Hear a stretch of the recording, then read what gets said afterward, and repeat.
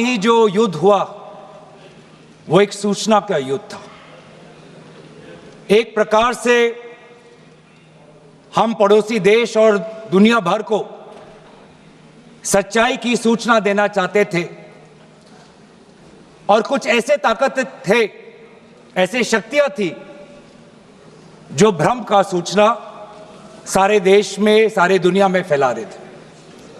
और इसीलिए इस चर्चा का विशेष मांग ये है कि आज सच्चाई सदन में आनी चाहिए, सच्चाई पहलगाम की आनी चाहिए, सच्चाई ऑपरेशन सिंदूर की आनी चाहिए, सच्चाई विदेश नीति की आनी चाहिए। और यही आज हमने सूचना का जो युद्ध की जो बात हम कर रहे हैं वो आज हमने आदरणीय राजनाथ सिंह के भाषण में सुना। बहुत से सूचनाएं दी उन्होंने, बहुत से जानकारी दी, लेकिन रक्षा मंत्री होने के नाते ये नहीं कहा कि पहलगाम में दहशतगर्द कैसे आए। ये नहीं कहा कि बेसारन में जहां पर 1000 लोग जाते हैं, खुशियां मनाते हैं, कैसे 5 दहशतगर्द वहां पर जाकर 26 लोगों की गोलियों से छलनी करते हैं। ये बात, ये सूचना रक्षा मंत्री ने नहीं दी। यही है सूचना का युद्ध कि इतनी जानकारी देते हैं कि कभी कभी सवाल पूछना भी भूल जाते हैं। और आज ये है हमारे विपक्ष का कर्तव्य कि हम सवाल पूछेंगे देश हित में, राष्ट्र हित में। आज देश ये जानना चाहता है कि वो 5 दहशतगर्द कैसे घुसे और उन दहशतगर्दों का भी मकसद था। पाकिस्तान से आए हुए वो दहशतगर्दों का क्या मकसद था? उनका मकसद था कि जम्मू कश्मीर की अर्थव्यवस्था को तनाव करना, विनाश करना। उनका मकसद था कि भारत देश में एक सांप्रदायिक वातावरण का जन्म देना। उनका मकसद यह था कि भारत और पाकिस्तान का एक हाइफिनेशन होना, यह था उनका मकसद। लेकिन सर, मुझे दुख है कि आज राजनाथ सिंह जी ने सैनिकों की बात तो की, लेकिन जो हमारे भारत की जो आवाम है, जो जनता है, जो उन्होंने पाकिस्तान के दहशतगर्दों का पूरी जो मंशा है उस पर उन्होंने पूरा नकारा। और हम एकजुट रहे, हम मुझे भारतीय होने का गर्व है।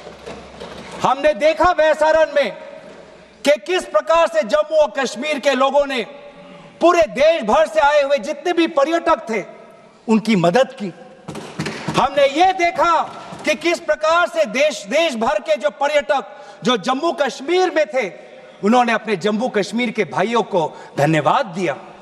हमने ये भी देखा कि कैसी एक विधवा हिमांशी नरवाल ने कहा कि मैं नहीं चाहती कि मेरे जो पति जिसको लेके आज राजनीति हो रही है उसके शव पर देश में हिंदू मुसलमान की राजनीति हो, मैं नहीं चाहती। यह है हमारी देश की संस्कृति और यह था मंशा पाकिस्तान का।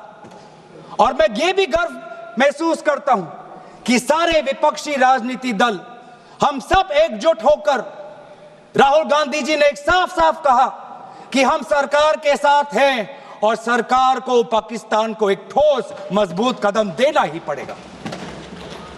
लेकिन देश ये भी जानना चाहता है, वे 26 लोग जो जिनके परिवारों में आज कोई गुजर गया, वे ये भी जानना चाहता है कि 100 दिन गुजर गए और वे 5 दहशतगर्दियों को यह सरकार पकड़ नहीं पाई।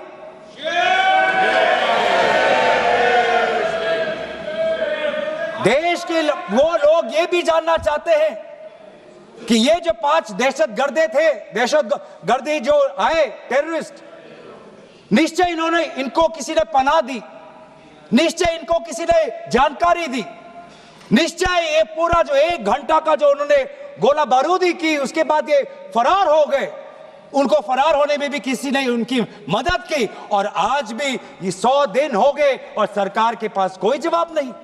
आपके पास पेगासस है, आपके पास सैटेलाइट है, वहां पे सीआरपीएफ है, वहां पे बीएसएफ है, वहां पे सीआईएसएफ है, वहां पे आदरणीय गृह मंत्री कुछ दिन पहले ही गए थे पूरा रिव्यू लेने के लिए, और आप किसी को पकड़ नहीं पाए।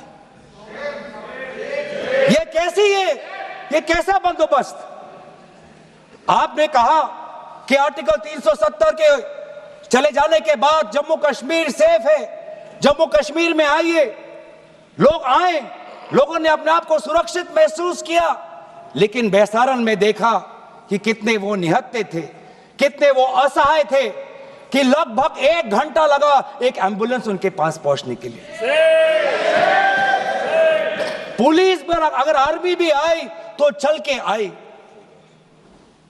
और सर, मैं वो नजारा भूल नहीं सकता, एक मां और एक बेटी चल के नीचे आ रही थी, एक भारत के सिपाही को देखा और सिपाही को देखकर वो रो पड़े, खुशी से नहीं, डर से, क्योंकि उनको लगा कि वे दहशतगर्द जिन्होंने सिपाहियों का यूनिफॉर्म पहनकर वहां पर लोगों को मारा, आज वही दहशतगर्द आज पहाड़ के नीचे उनका इंतजार कर।